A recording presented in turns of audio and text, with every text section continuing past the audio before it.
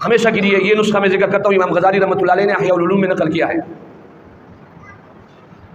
کہ جو شخص 3 اعمال کرتے ہیں کبھی بھی ان کے اوپر عذاب نہیں آئے گا، کبھی ان کی نعمت ان سے نہیں چھینی جائے گی۔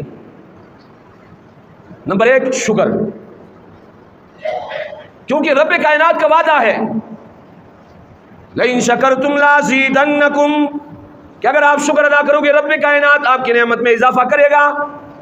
رب کائنات نے آپ کو گھر کی نعمت سے نوازا ہے، آپ نے اس پر شکر ادا کیا، کبھی یہ گھر زلزلے میں نہیں جائے گا، کبھی یہ گھر طوفان میں نہیں جائے گا، کبھی یہ گھر سیلاب میں نہیں جائے گا۔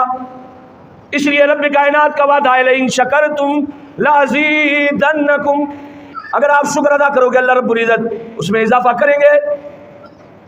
تو امام غزالی رحمۃ اللہ علیہ نے فرمایا جو قوم جو لوگ شکر ادا کرتے ہیں کبھی ان کے اوپر عذاب نہیں آ سکتا ہے۔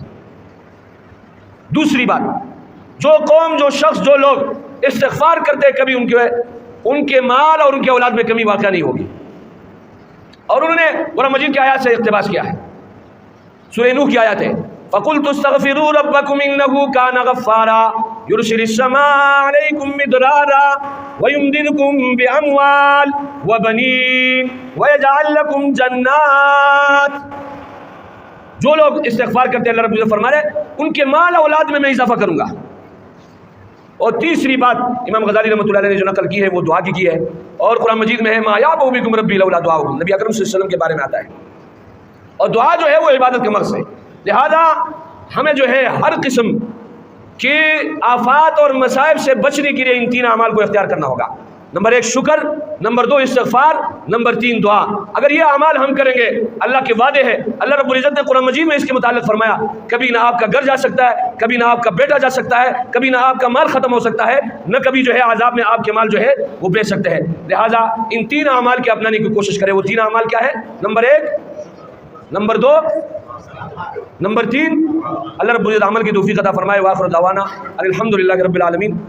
ہمیشہ کے لیے یہ نسخہ میں ذکر کرتا ہوں، امام غزالی رحمۃ اللہ علیہ نے احیاء العلوم میں نقل کیا ہے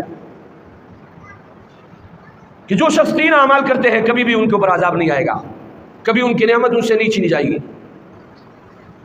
نمبر 1 شکر، کیونکہ رب کائنات کا وعدہ ہے لئن شکرتم لازیدنکم، کہ اگر آپ شکر ادا کرو گے رب کائنات آپ کی نعمت میں اضافہ کرے گا۔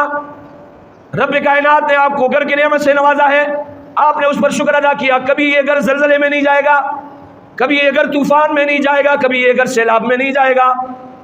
اس لیے رب کائنات کا وعدہ ہے لئن شکرتم لازیدنکم، اگر آپ شکر ادا کرو گے اللہ رب العزت اس میں اضافہ کریں گے۔